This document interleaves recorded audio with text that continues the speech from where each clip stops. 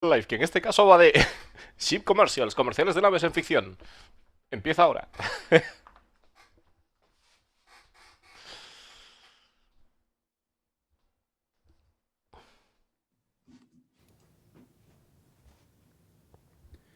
Hello, everybody. Welcome to another episode of Star Citizen Live, Gamedev in fiction ship commercials, super happy fun time hour. I'm your host, Jared Huckabee, and if you've never seen Star Citizen Live before, I almost messed up the word "seen." Good day. This is where we take about an hour out of the end of our week, and we hang out with some of our developers and talk business, talk about their work, explore the process. Today, on this week's show, we have two people who have never, ever, ever appeared on Star Citizen Media whatsoever. You've never seen them before, so let's meet them now. That's the wrong screen. There's the screen. This is Jesse and Alex. Say hi, Jesse and Alex. Hi. Now, Jesse, let's get started here. Just real quick, tell everybody who you are and what you do for Star Citizen. My name is Jesse. I am the Associate Director of Marketing Cinematics for CIG. Primarily, we work on ship commercials, kind of video content, kind of all the cool videos, stuff that you guys get to see all the time. I've only been here about a year now, so actually I think this week is actually my year anniversary. And prior to this, I was in the visual effects industry for about 12 years, working on quite a few things, a lot more space projects, very similar vein of things that we do here. Space, it's all space stuff. Space stuff. Bueno, se está comentando que el tipo es director de marketing de los comerciales que se hacen para Star Citizen y tal, o de publicidad, como queréis llamarlo. Y que estuvo trabajando durante años en efectos especiales para el cine y esas cosas. A lot of the in-fiction trailers and stuff that you guys see that we put out there, and I've been here for about 3.5 years now.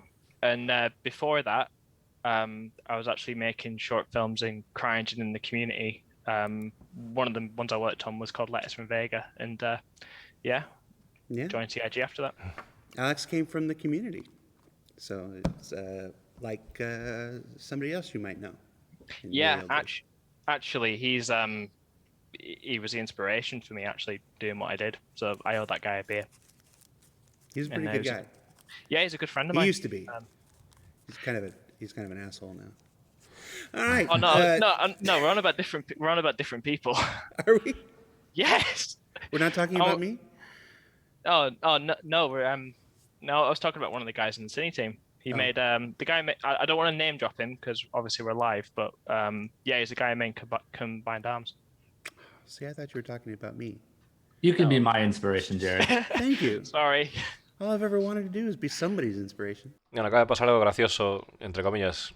Estaba diciendo el tipo que trabaja en los trailers de Star Citizen, que lleva durante 3 años trabajando, que antes era, de la comunidad de Star Citizen y apareció, aplicó para la empresa.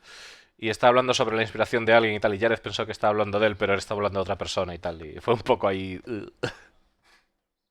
The bulk of my time over at Industrial Light and Magic, Lucasfilm, did quite a few Star Wars projects, Clone Wars, Rogue One, Last Jedi, Rise of Skywalker, Season 1 and Season 2 of Mandalorian. Worked on things like The Martian, there's another good space one, Avengers, Infinity. Joder, ha trabajado en Avengers, Infinity War, Endgame, ha trabajado en el Mandalorian, ha trabajado en Star Wars, casi nada. Ha trabajado en casi todo este pavo.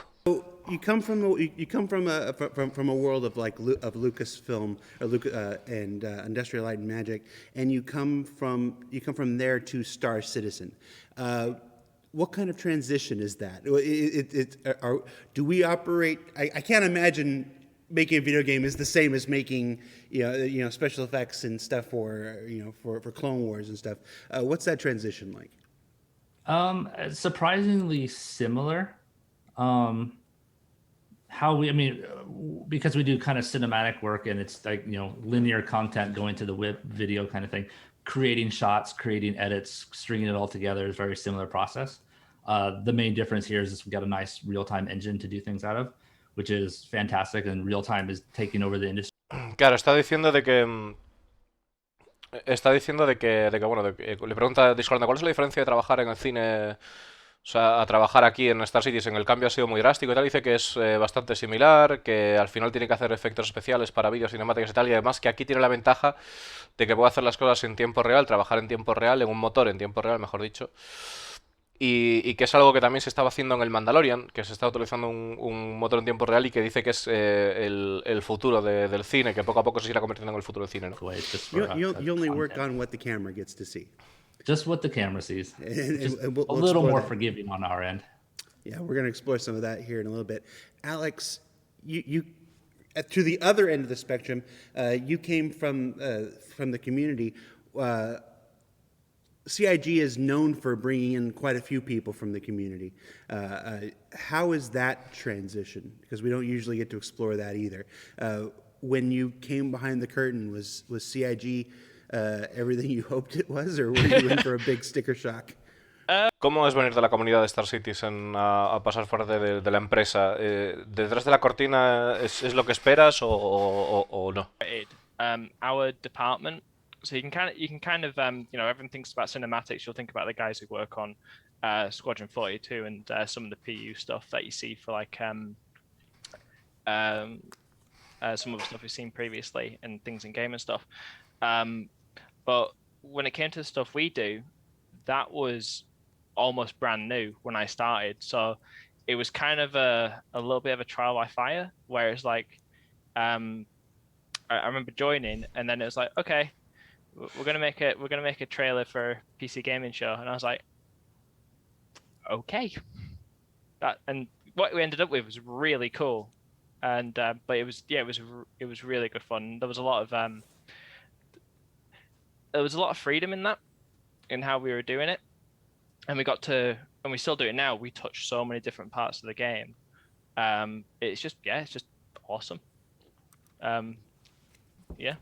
Claro, está diciendo que la experiencia que es increíble, que tienen bastante libertad para poder trabajar y que fue como al principio que fue como un poco impactante el hecho de que era todo nuevo y, o sea, todo lo que estaban haciendo era todo nuevo y demás, ¿no? Y que su primer trabajo pues fue hacer un tráiler para un show de PC, o sea, no sé si sería la E3 o algo de eso, vete tú a saber. Back a little bit. I think we're going to go back in time almost a year to the Mercury Star Runner cinematic you might remember called The Reunion. But we are not using the engine and the editor of a year ago. We are using today's stuff. So as the game is updated and it progresses, many things break. So as we're going through, you might see things that don't quite look how you remember them or don't represent as well. That is because the engine and the editor has moved on, and these are still the original files from about a year ago now.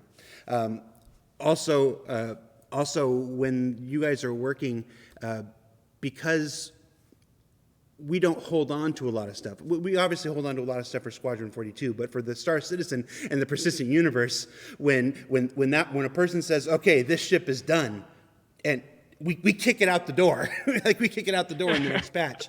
So a lot of the times, our trailer during that final bit too. So we're making the trailer while they're making the ship, and then it all comes out at the same time, which is its own unique funness. Yeah. So a lot of the times you're working with incomplete assets when you're making these things, and so we'll see a bit of that too. So why don't we go ahead, and you've got the editor open. Let me bring that up here. Yep.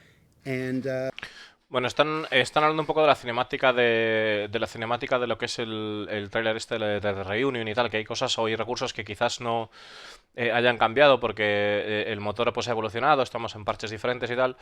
Y también estaba comentando una cosa curiosa de que aquí no guardan nada, a no ser que sean cosas de Squadron 42, pero que para lo que es Star Citizen, que directamente pues cuando sale una nave la sacan para afuera y sale, ¿no? Y pues que a veces tienen que hacer el tráiler con piezas inacabadas o que el proceso de terminar la nave pues se hace parejo a lo que es el proceso de hacer la cinemática, el tráiler comercial, ¿no?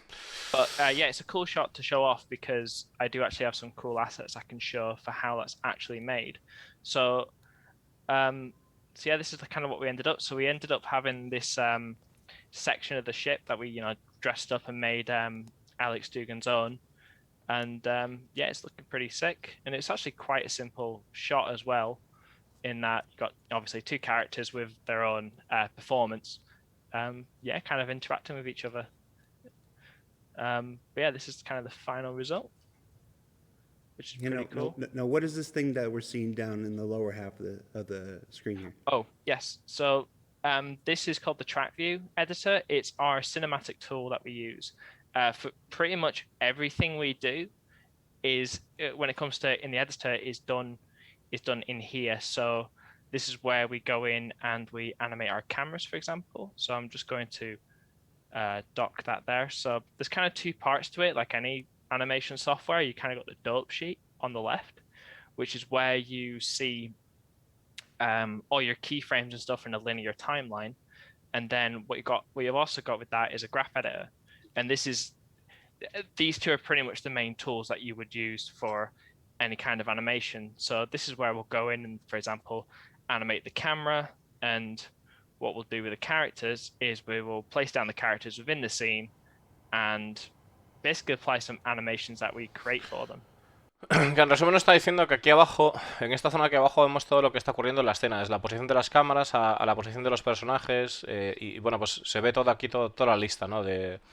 de cosas que están ocurriendo en la escena. Just with a few additional overrides that we can make use of and keyframe on a per instance basis. So one shot you might want one graphics feature, on another shot you might want something a little bit different, so we can actually change all that. And then we've got options here for lighting as well. So for example, we've got the lights on Maddie's handcuffs that we can keyframe, along with... Claro, está descubriendo un poquito las opciones que tiene. Dice que puede tocar las luces, puede tocar un montón de cosas, ¿no? De lo que está sucediendo en la escena. Mentioned earlier about working with in-development ship assets. When this started out, this is actually a copy of what the ship team working when they're creating the internal parts of the ship. I'm not going to go into that, obviously, because that's not what I do, and I wouldn't be in the best place to talk about that. But yeah, it's pretty much a copy of it. So we actually work with the live assets that they're working on and receive updates from them. Claro, está diciendo de que la parte de la que están trabajando la nave, que es una copia del pase interior que ellos estaban haciendo en el equipo desarrollando la nave. Que no es la nave completa, sino que es un cacho, ¿no? La sección de esa de que estaban terminando. Directions with this. Well, you know what? Let's go to the beginning.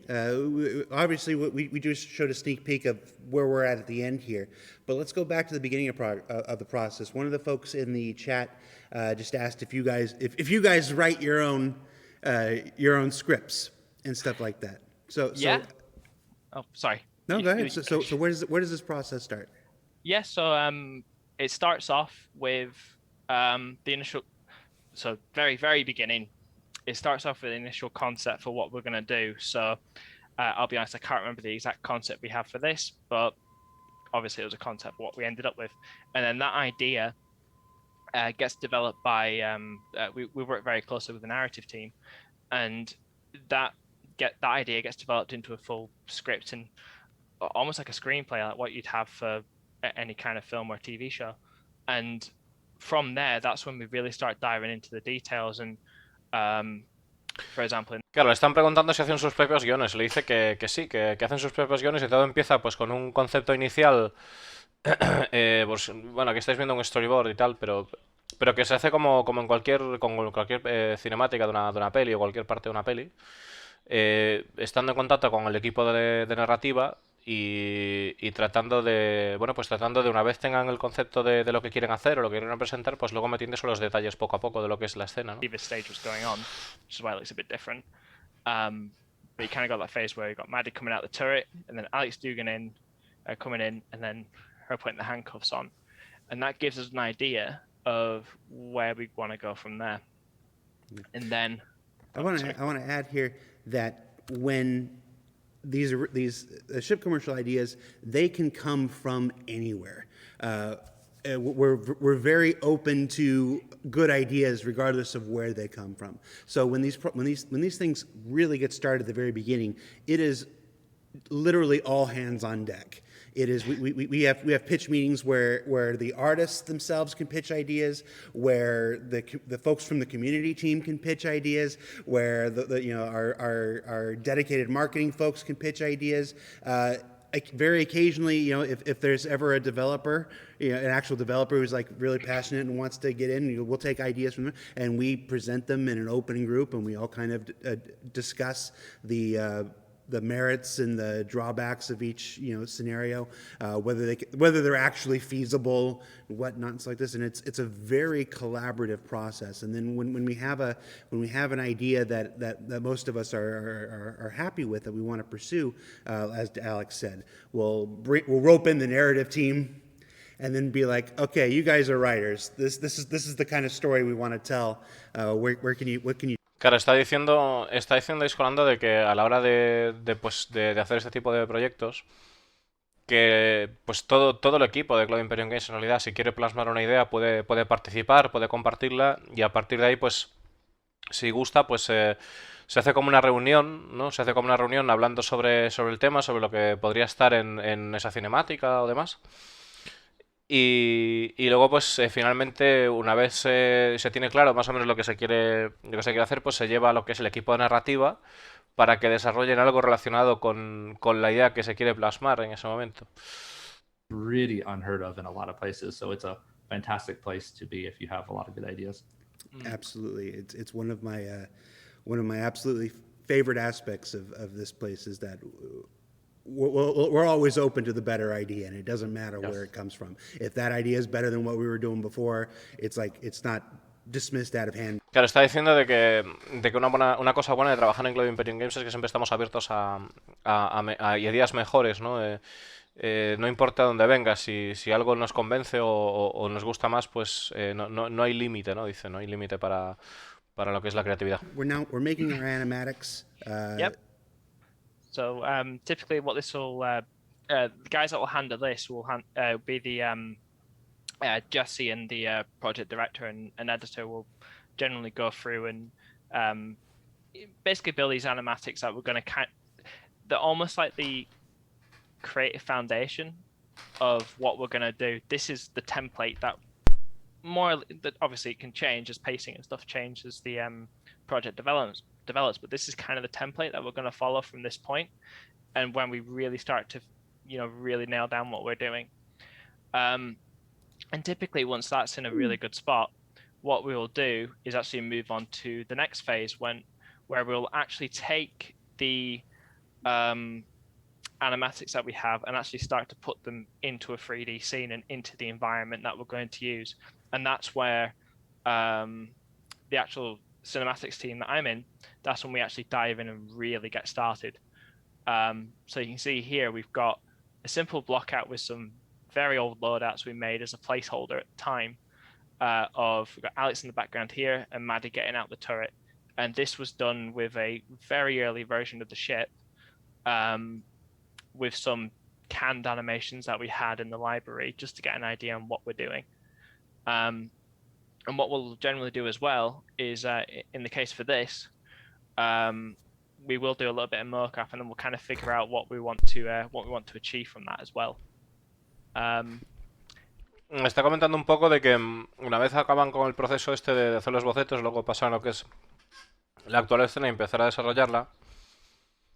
Y nos estaba comentando de que esta escena estaba hecha con la nave en un estado bastante prematuro y que bueno, que una vez tienen las acciones y demás, pues empezar a averiguar qué es lo que quieren hacer, ¿no? And kind of help yourself in some way, because if you're going to look down the front, you're going to see the cockpit. You're going to have a whole space environment outside. So if you just nudge the camera over, you can save yourself a ton of work. Yeah, exactly. It's worth noting that the lead time, go back to the animatic one, the pencil drawing. The lead time on these things are such that we often don't have the interior of the ship or the interior of the area yet to look at. Yeah. So it's if you think these trailers are something that are just thrown together in a week or two before they're released, there's quite a bit of lead time on these. Yeah, it's pretty crazy actually when you put it that way. Like what you guys see in Inside Star Citizen is what we have. there is very little, if any, lag, if you like, on the development and stuff, which is actually really cool, because it does let you guys see the development of everything.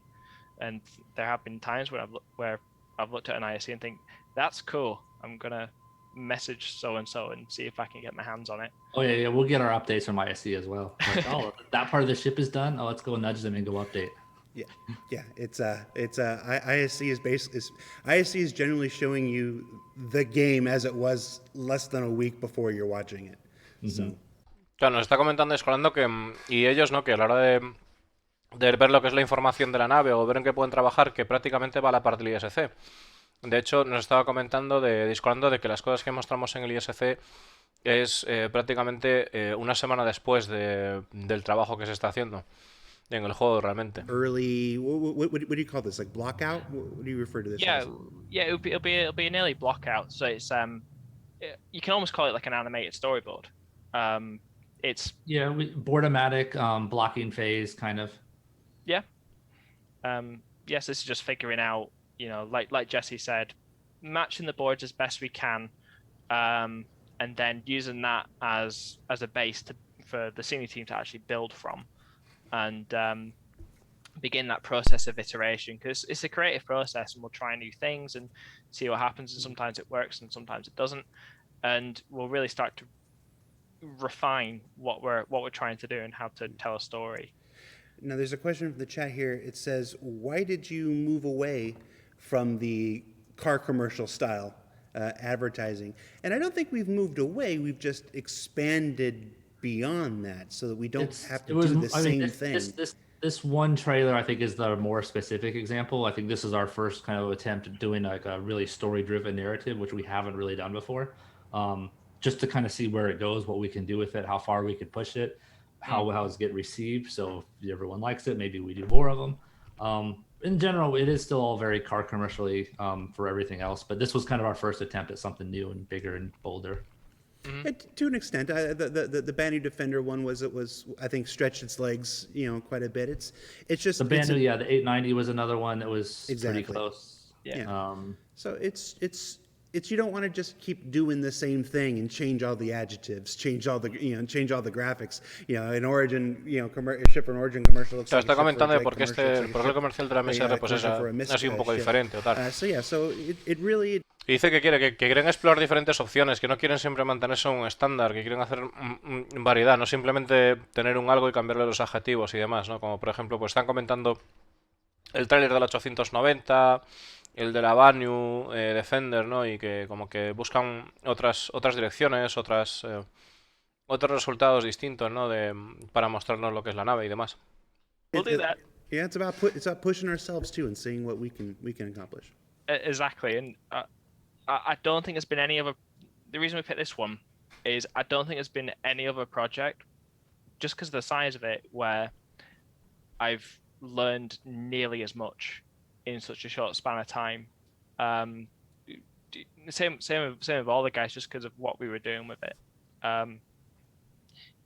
Challenges are fun. Okay. So we've got our Boardomatic. What happens now? So we've got our Boardomatic. So this is let's go back a wee bit. So bueno, lo que estábamos viendo ahí de la escena de cómo se mueve y tal, que solo tuvieron que hacer ellos, la forma de salir y tratar imágenes una forma de salir que cuadrara con el entorno y tal. Y también está haciendo el chaval de abajo que está aprendiendo un montón, que no había aprendido nunca tanto en ningún otro proyecto debido a los retos que se enfrentan día a día, a los retos que se proponen. Get the performance in that space. So we actually ended up taping down little bits of the Mercury set here on the floor, so we had little pathways that someone could walk through and actually act to it. So we actually had two people acting towards each other like you would on TV, or where you look at behind the scenes footage of people on a sound stage, and it's the same kind of thing with all the markers attached to them. It's pretty much the same stuff. Right. Folks have seen that we have in our Austin studio, we have one of the office areas is also rigged up with motion capture cameras, and they can slide the desks over and tape out the floor and work there. We also have our Derby or Darby, I can never get the pronunciation right, studio. Darby Studio that has its own built-in mocap studio. So it's real easy and cost-effective for just a developer to set some stuff up and then stand there and calibrate and give us some rough stuff that we can use for stuff like this. Exactly. So what we did for this, it's a bit more complicated than that, but we literally just ring up the mocap guys. Hey, can we pop down for a quick shoot? So it's a bit more to it than that, but it's all internal and it's really, really cool. So yes, we do that and identify the props that we need. So for example, we had a chair here with the turret on it and chairs in the cockpit and things like that, and we'll just get an Apple box and we'll sit on that. The whole point of it is to get a performance out of it. So having it. Claro, están diciendo que para realizar lo que es la escena, para actuar en la escena, lo que hicieron, bueno, pues utilizaron el mockup en un estudio y tal, y pillaron como unas sillas y también otras sillas para lo que es simular el cockpit y poder hacer la escena, ¿no? La acción, mediante capturando lo que es el movimiento de personas, ¿no? Para meterlas en el juego. Además está diciendo Discolando que tiene una cosa interesante, ¿no? Y es que en el estudio de Darby creo que dijo, bueno, que tienen la posibilidad de que tienen todo el rodeado de cámaras y que pueden apartar los escritorios y tal y ponerse allí a hacer capturas de movimientos, o sea que tienen las herramientas para poder hacerlo y además a nivel interno de la empresa, con esta tecnología que es el mockup, ¿no? Para poder hacer pues este tipo de cosillas. Like the shot that we had in the editor that I showed you at the beginning. So similar to what Jesse mentioned earlier about characters, if you only see the waist up and the feet are all over the place, exactly the same with us. So we'll provide some camera exports for some animators we work with, and they'll do the same thing. It's like if it's in shot, we'll clean it up and make it look great, and then but if it's out of shot, we don't have to worry about it too much. And for facial performance, we also work with the animation teams on that as well, and they do a pretty awesome job every single time. After that, to be honest, it's all about refining and lighting and making everything look fantastic. It's really straightforward. Claro, dice que también estuvieron contando con la ayuda del equipo de animaciones para poder hacerlo el tema de los gestos, las caras y demás, y que después de una vez presentado el proceso de la captura del mockup y de pues retocar las animaciones y demás, el siguiente paso sería el retoques de la luz, de la iluminación, para que todo quede fantástico, ¿no? Got it. I still got it. And she just kind of it's just kind of showing the progression of it really as we go through, and we'll take what's there and we'll add a bit to it to make the characters really, really shine, which is kind of what we ended up here. It's a good example of how the lighting changes as well, because like lighting is one of the last things usually that goes into ship production, so we kind of don't know what the interior ship lighting looks like until long after almost the end of the project sometimes. We'll generally try to roll it in, but sometimes we'll kind of deviate a little bit just to make it more cinematic, a little more interesting. We try and stay true to the ships as best we can when we can, but again, we're working on it as they're working on it. So, is there another scene that we can jump to and take a look at? Yes. Can I start that with an apology? Sure. Hold on. Let me make it big screen. Am I on big screen? Okay. There's a certain shot that's 90 seconds long or something like that where people can't aim. I based that on my own skills of being able to play Star Citizen. Turns out it's not representative. I do apologize. I just suck. You're talking about the Stormtrooper Aim sequence here. Yeah. You guys can see my screen. This is it. I'm just going to turn shadows back on. Everyone notices the Stormtrooper Aim, but not the fact that it's a 90-second long shot, which is insane. Dice el pavo, lo siento mucho, hay una escena en la que se está disparando con el arma, pero yo no soy capaz de apuntar porque soy malísimo, así que pido disculpas por la escena porque mi puntería da pena. Y yo, bueno, así tal cual lo he soltado, So this is it here. So you can kind of see Alex and Maddie here. So if I switch to my sequence camera, and I'll bring the track view onto the screen as well. I was worried there. So if I actually play through, it's a little bit laggy because I've got a lot Y por supuesto están mencionando el detalle de Star Trooper, ¿no? El mítico que no aciertan a nada. Alex and Maddie running forward in real time in the editor. And this is the cool thing about doing all this in engine like this, is I can look at this and see what I see here is what is going to be rendered and exactly what is there, which is super, super cool. So yeah, that's kind of it here. So if I were to look at it from the top down, you can also see, and this was a really, speaking of challenges, this was a cool challenge. It's how do you get a seamless performance from two actors running? Obviously, we cannot actually build all of this. That would be ridiculous. But how do you get that? So that was a really fun thing to work on. So you can actually see here, it's all seamless, all there. And we actually get in here, they get into the vehicle, and it's about, and also this camera was hand animated as well. So it's actually going through and getting that. And they're actually seamlessly moving up here. So you can see I cut some corners there a little bit because you didn't see it. And the crazy thing about this as well, because it's in our game engine, I'm not going to do it because I know for a fact I'll fall through the floor just because of how I set it up. But normally when I set it up properly, we can actually hop into game mode and actually shoot these people, which is really cool. It's just exactly the same toolkit. That's a little bit broken, so I do apologize for that. But yes, it's just kind of a little view into how that's made, and there's some cheeky little camera cuts here as well, just to make life a bit easier for myself when I was animating it. But yeah, it's pretty cool. So I'm not. Oh, I hope I haven't crashed there. I think I might have crashed. I did. Yeah. Oh no. We've got that to contend with as well. Chips are in development, but so are the tools. That's the truth. No, we have an entire tools team dedicated to creating new tools and new tool sets for our developers to use, for our marketing cinematics team to use and stuff like that. So. Bueno, le acaba de meter una crasheada el editor y tal. Dice que está bastante guapo el hecho de que eso, de que puedas manejar y hacer las cosas en tiempo real y demás. Pero que bueno, que es parte del desarrollo y que también las herramientas están de desarrollo, así que... What I had on here with this shot, so it's, as you can see, I put a bit more effort into this one and put them side by side. Me está describiendo también cómo veíamos cámaras en movimiento, cámaras como hechas a mano, lo que es el recorrido y tal, para ver la escena y todo eso que se veían, ¿no? En la escenita. Come on. Yeah, if I hit play here, you can see on the top left, we've got the initial storyboard animatic we had, and on the bottom right is the final shot. And so it's going 0, 1, 2, 3, 4, 5, 6, 7, 8. So left to right, then down, left to right in order. And you can kind of see the visual progression of it, where we started off with the storyboard there, and then this was the initial blockout, which was actually before this edit.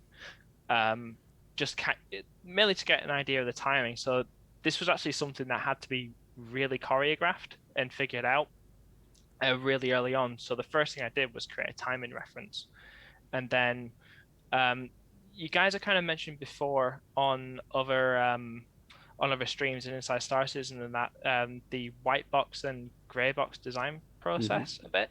So that's exactly what I did here as well. So I'm just going to go full screen on one of these, and I'm just going to turn on. Vale, lo que está diciendo es de que nos tenemos dando el proceso de cómo pasan, igual que en el desarrollo de cosas del juego de Greybox o sea, de Waybox a Greybox y van evolucionando a diferentes partes, ¿no? Entonces está mostrando cómo es el escenario y nos está enseñando cómo serían las partes de lo que es la escena, ¿no? A la hora de construirla, ¿no? Que hacen varios pases de detalle, ¿no? Hasta que van consiguiendo lo que... O sea, hasta que están seguros de lo que realmente quieren. Primero lo bruto y luego pues detallado, ¿no? Cuando les mola la idea. And then the actual white box, just because I've got some terrain and stuff. But you can start to see elements of that here, where it's just kind of flat, primitive planes and things like that, and some early ideas for playing with the environment as well. And then after that, because that gives us basically everything's a template for a template for a template, and then you just kind of build and build and build on top of that, if you like, and really start to refine different bits of it. So, for example, pause. Is it pausing? Yes. So, for example, here we'd have nothing, and then you start to bring in some set dressing there, and you can also see some of the timing start to change a little bit as we're basically just starting to refine our timing slightly and refining what we want to do. And then you can see at the bottom, as things have really started to get nailed down, everything's more or less lined up, and it's all about polish and more polish. So basically all your big changes would happen in these first handful of iterations, and then after that you really know what you're trying to do, and then you can really get into the details and figuring it and basically making those details shine. Well, if everything is working the way that it should, all those big changes should happen in the first 5. You try to avoid having the big changes happen in the back half. You can't always avoid it, though. Yeah, sometimes it happens. You get quite a bit of the way through it, and you're just like, this ain't gonna work, and then you have to change it. It happens, but it's all about minimizing that, and we're generally really good at doing that. Just basically cutting the stuff we don't need really early on. Yeah, either something you realize that something isn't going to work, and you unfortunately you just can't realize it until you get so far along, or like as often happens, you have the better idea, and you're like, oh, why didn't I have this idea? 3 months ago. Yeah, and sometimes you get to the very end and you realize some things, and then there's just no time to fix it. Like, especially on this shot, I think it took you a good day or two just to get it rendered out and uploaded. It was crazy. Because obviously que lo está diciendo de que a veces pues se le ocurren ideas más tarde, o dice, ¿por qué no tuve estas ideas antes? ¿No? Porque a veces mientras van haciendo el proyecto pues se le ocurren cambios o ideas que podrían estar mejor, pero que puede ya ser demasiado tarde, porque está comentando que, por ejemplo, renderizar esto y subirlo lo llevó como un día entero. I actually have in here, I can show you, just going into a bit more detail on what that white box looks like, is you can kind of see it here underneath everything. So if I turn all that off, wait, did I turn the wrong thing off? I turned off the wrong thing. There we go. You can see that everything is kind of built on a... This is part of like another set we did. We kind of... this little area here, we split into 2. Mm-hmm. And the scene here where we had... we called him Boss. I don't think we actually gave him a name. We just called him Boss Man. Another artist was actually working on that. It was kind of its own self-contained thing, and kind of using the setup we have with like object containers and things, which are basically you guys have talked about it loads. It's like a self-contained level or prefab you can bring in, but with more to it. So I had an artist was actually developing this bit, and then I could reference that in seamlessly. You mentioned this guy's called Bossman. Very regularly, names for these things sometimes don't come up until much later in the process. Like the reunion, for instance, you're used to referring to it as the Mercury commercial or whatever. Yeah. It wasn't called the reunion until about 30 hours before it was published. It was about 30 hours before David and myself. Está comentando que el tráiler no se llamó La Reunión, The Reunion, hasta 13 horas antes de la liberación del tráiler. I think I was even at the color session when that came up too. Yeah. So like all the shots had been delivered, and we're just doing kind of final color on it, and then we're trying to come up with the name. XSF 561 says, running out of time to answer questions here. This is a game dev show, XSF. If you've seen them before, this is more about showcasing the process than doing a giant Q&A. We'll do questions as they're appropriate. No, fair dues. But yeah, this is just kind of the end of it. There's the button. See, it's modified. I took the panel off. That's my excuse. We did know about it. Yeah, if anyone's got any questions, I'm happy to answer them. Jared, if you like. Well, questions that are appropriate for the marketing. Claro, está diciendo, por ejemplo, en el cacho ese, en el cacho ese que se abre la puerta pegando el botón, que en realidad que eso estaba, que ahora que no, en realidad le dio a la de la trampilla a la trampilla de abrir la parte oculta de la nave, que en realidad la puerta está, o sea, el botón de la puerta está del lado derecho. Pero no lo sabían hasta en ese momento. When it comes time for this system to be in sí, lo ha comentado. And that won't be anytime soon. It'll be up to Ian Leland and members of the environment team to determine whether they want to go back and look at this for reference or whether they want to create something brand new and wholly original. So it's just, there is no answer to that question at this time. Totally fair. But yeah, that's all I really had for this scene. So I was wondering, would you like to move on to anything else or dive into anything? Well, we got about 20 minutes. Jesse was bragging about your ability to set up a scene from scratch super, super quick. Mm-hmm. So why don't we do this? Why don't we take some suggestions from the community? I will be the one to pick, but community, let's design a scene to set up very quickly. Let's set it on like a platform out in space, like one of Port All-Stars type platforms or something. What kind of action would you like to see happening on one of Port All-Stars landing platforms? There you go. If I've actually got it on, I actually did prepare a little something for something like this, just in case. So here's your scene. Tell me what you'd like to see. What ship? What do you want the character to do? How do you want to frame it up? Yeah, and you can't ask for the crack or anything. It's got to be stuff that actually exists and is ready to go in our engine. Están preguntándole de... Están preguntando de... Bueno, está diciendo de que le queda un rato para hacer una escena, que dice que tiene habilidades para montar rápidamente un escenario y que lo están intentando hacer o sea, que nos va a hacer un escenario rápido en el tiempo que queda, pero... Ramming or a PTV demolition derby. Ship hijacking? Yeah, could do. Or evacuation from... Okay, I tell you what, I'll do pad ramming. Okay, you'll do pad ramming. ramming. Make it like an epic. ¿Cómo que va a hacer un pad ramming? Giant ship coming crashing at you. ¿Va a hacer una escena que es un pad ramming? ¿En serio? No, tío. Only got 20 minutes. So long lens. Come on, you know what to do. Long lens. If you've ever seen, for those of you who have seen Gamedev before, remember there's very few things that can be created in this game in 1 hour, much less 20 minutes. So challenge accepted. I'm gonna put up do I have a timer? Can I put up a timer? What? No, okay. Well, it's gonna have a reclaimer because I love the reclaimer. It's just awesome. All right, we'll do something like that, and then, all right, what ship would you guys want rammed? What ship do you guys want rammed? You have 5 seconds, or I'm choosing for you. Although there's a delay, isn't there?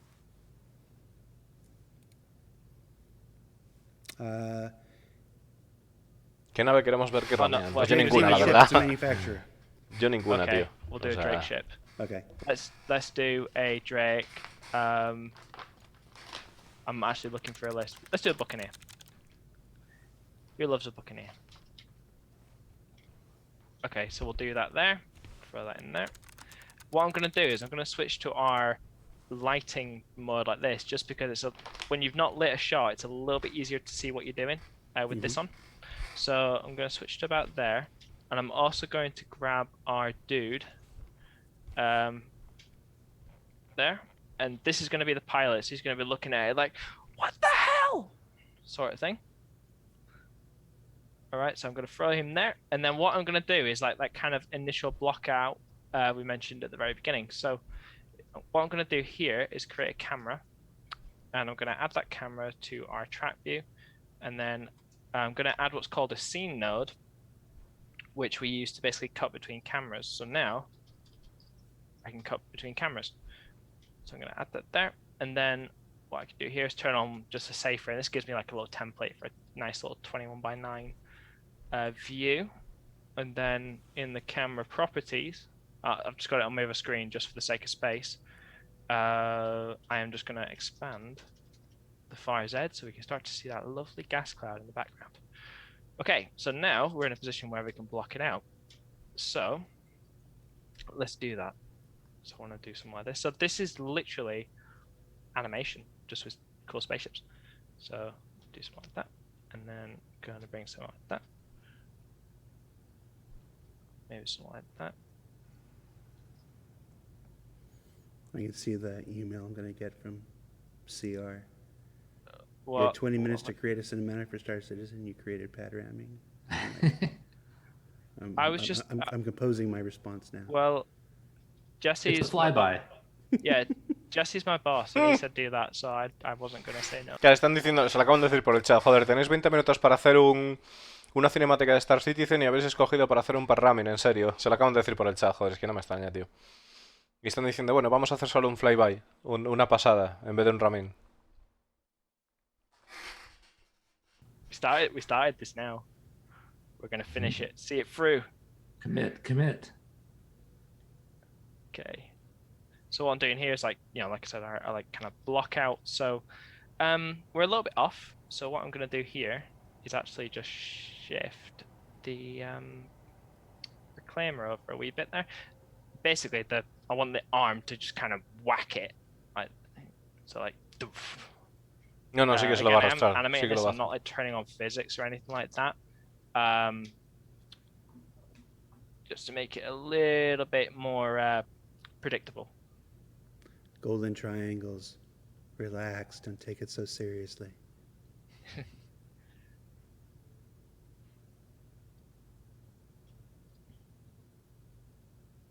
Okay, I'll do something like that. I will. You know what I can do though? I think I can make it explode. We'll try that. Right. So what I'm doing here is I'm just gonna tweak the graph a little bit. This is just like a very rough blockout, obviously. So we'll do something like that. Can you grab it with the arm with the grabbing hands? Okay, and then what I might Was do he is grabbing it for salvage? Oh, he could. Tell you what, yeah, he could be. Let's do it. Yep, this is Repo Man here.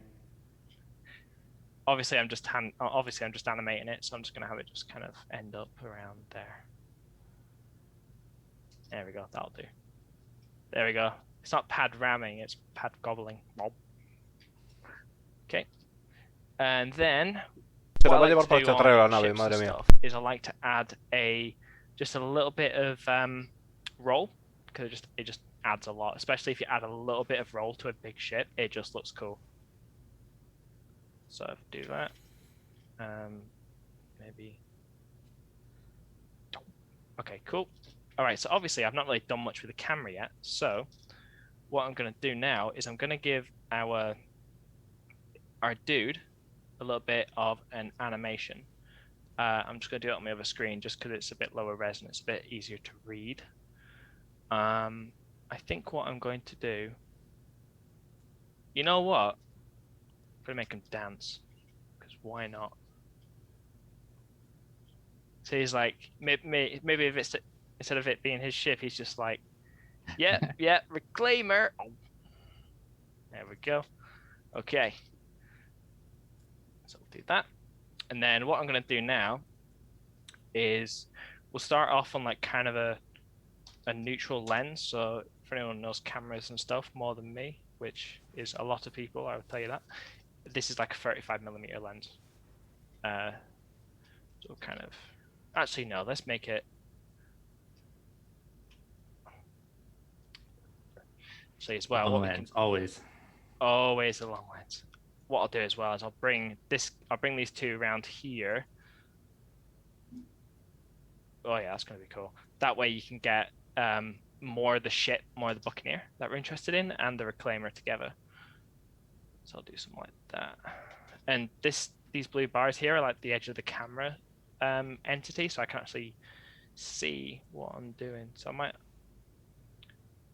might start off there, a little bit off frame. What I can do as well, I'll make this a bit wider, and it'll just give me a better idea on what the frame looks like. Even though, actually, nah, it gives us less realistic. Let's make it wide, just like that. And then what we'll do is just have it track with our dude like that. Okay.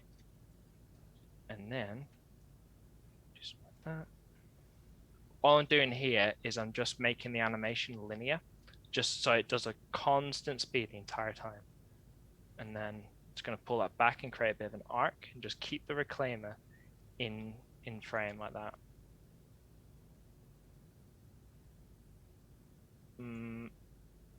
Maybe I'll rise up a bit because we don't actually get much of the Buccaneer in there. Yeah, your dude's covering him. Yeah. This is ridiculous. I love it. Yeah, all right, let's try that. And then what I'm going to do here is just select my position and rotation key and just set a bit of a auto tangent on that. Right, so that actually disappears from frame there. So what I'm going to do is bring that back like that.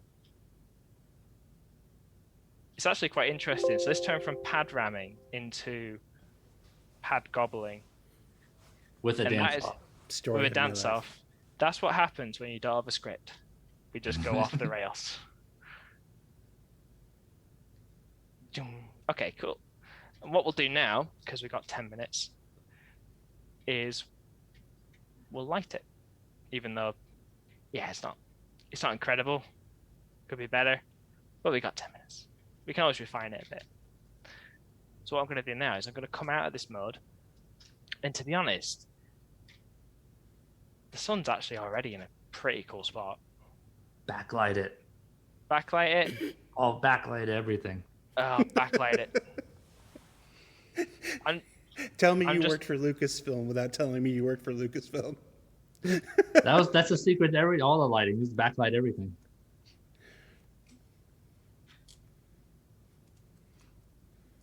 It's giving me an interesting red hue. It's like, I think it thinks it's on a planet. I think I broke it. Oh well, it's fine. Roll with it. Roll with it. It can be red. I'll make it red. It's a red sun. It's dying.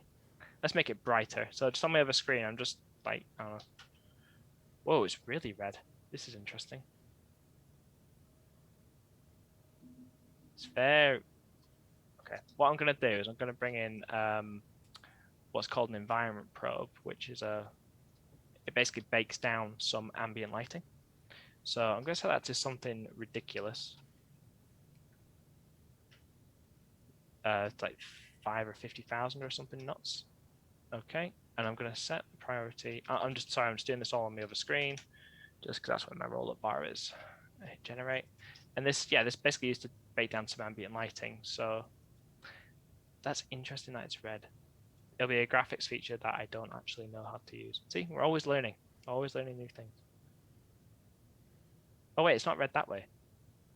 Okay. In that case.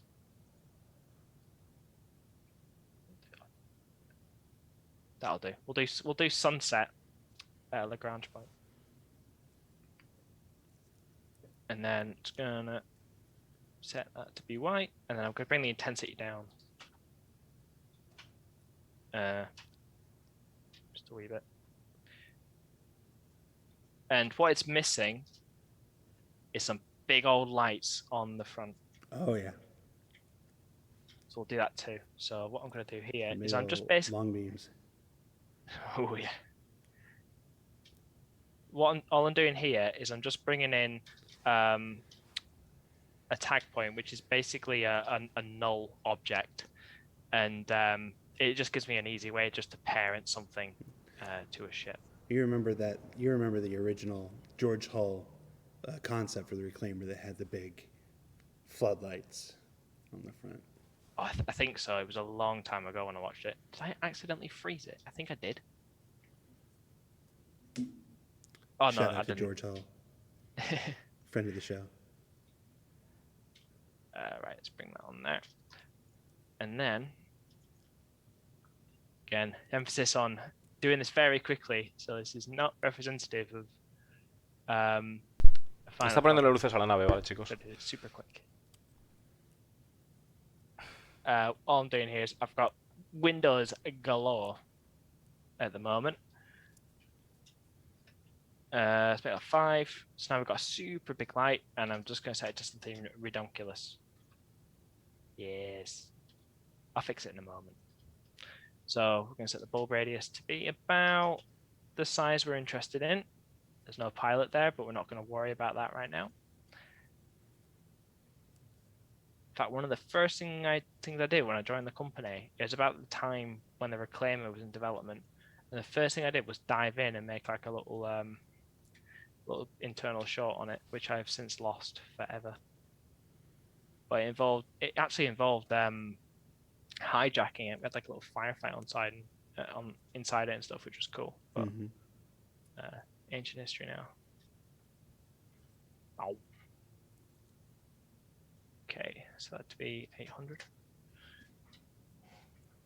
I think what I can do as well, see if I can increase the shadow distance. Oh, I think it's already casting shadows.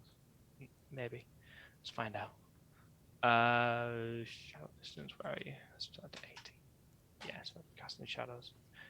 There's a few little CVARs I can dig into if I were to refine this. But what we're also missing are, of course, lens flares. So what I'm doing here, unfortunately, it's just on another screen just because of where it is and for time and stuff, is I am actually bringing in a lens flare. So let's see, turn lens flares on. Whoa, Jesus. I'm going to turn lens flares off. Okay. Gonna apply lens flares there. I'm basically going to modify these two lights at the same time. And then we'll do, where's the lens flare button gone? There it is. Okay, obviously we're not going to do that. Oh, it's deselected them and I can't see. Let's try this one. I have an idea. Actually, you know what? I have an idea. Let's take both of those off. 4.5 minutes. I have 4.5 minutes to add a lens flare. Okay, I got this. Okay. Well, then you got to do depth of field. You got to do camera shake. Come on. Well, All the things. Come on. All the things. lens flare is most important. Everyone loves a lens flare. Debatable. I love a lens flare. I'm the one with the editor. You know, screw it. Ya está diciendo el compañero que se espabile, que hay many más cosas options. que hacer Let's que do las that. luces, y dice que el tío que no, que las luces son lo So, más importante, or que camera el que shake. edita es él ahora Camera mismo. shake. Pero no. So our camera shake properties here, Pero we nada, can aquí 5 basically minutos falta. define how much or how little we want. So what I like to do is start off with kind of similar values each time. So let's start with 5. So it's 5 degrees amplitude on 3 axis, 2.25 seconds frequency. Little much, so let's bring the amplitude down.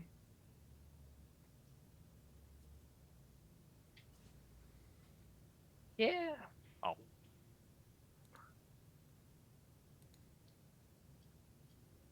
Yeah, that'll work. And then what I like to do on these guys is it's going to have like a little high frequency rumble. So what I'll do is this amplitude B, I will bring that right down. This is like kind of our high frequency rumbler. So we want it kind of at max rumble about there. And then we're going to have it fade back to 0 towards the end of the shot. And then what you can do is just kind of have it peak around there. So you see as the reclaimer's getting closer, that rumble increases. And then it goes, ow.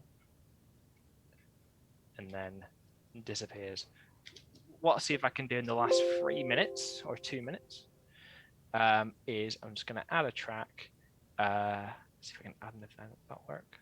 No, wrong one. Basically, I'm looking for a kill trigger. Is dead. There we go. There's another one here, which I'll just hit def as well, just in case. So I'll have it blow up around there. And what I can also do, because we're using the actual ship as well, is I can grab it. In my other window, I'm turning it on. Like that. The Buccaneer, I'm turning on. And if I did this right, which I probably didn't because of how fast I did this, the thrusters will fire. So, pad ramp. See here, the lights are on.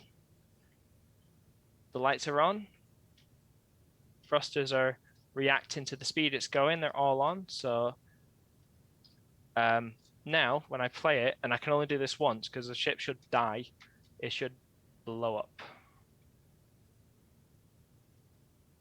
Oh, never mind, it didn't blow up. I didn't do it right. But there you go. That's getting thrusters on. And then any other things I do there is tweak the camera shake, add some cool lens flares to it. We got a moment. In the last minute, show off a depth of field a little bit. Yeah, let's do it. So what I can do here is just bring the f-stop way down. Let's bring it down to something very crazy. And then let's bring the focal distance up.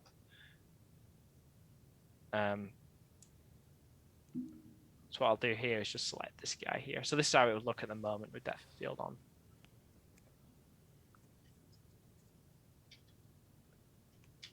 Our dude can probably do with moving, but it is what it is.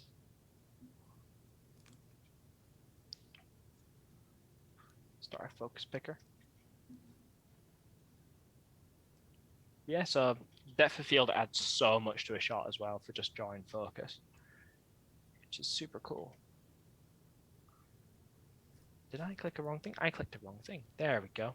So you can kind of see here how this dude's out of focus. Looks really good. He's just oblivious to what's going on. Yeah, there's a shot in 20 minutes. Very cool.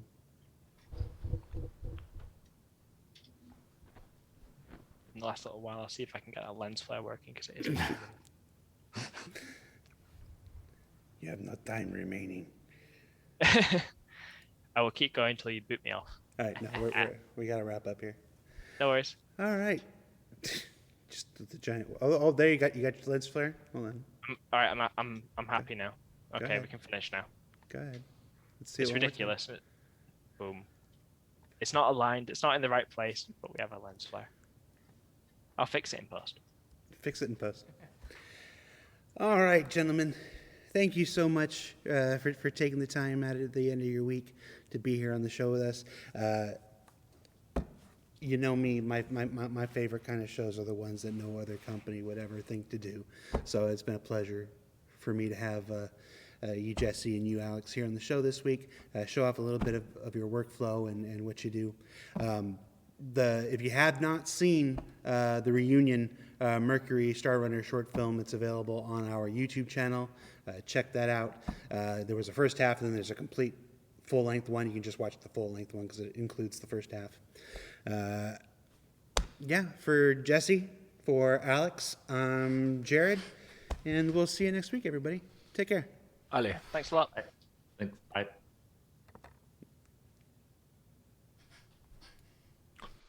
Pues eso.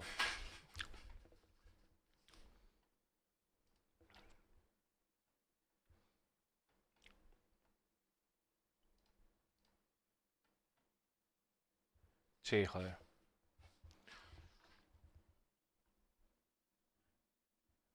Hostia, me voy a tomar un... No sé, voy a mirar un momento aquí.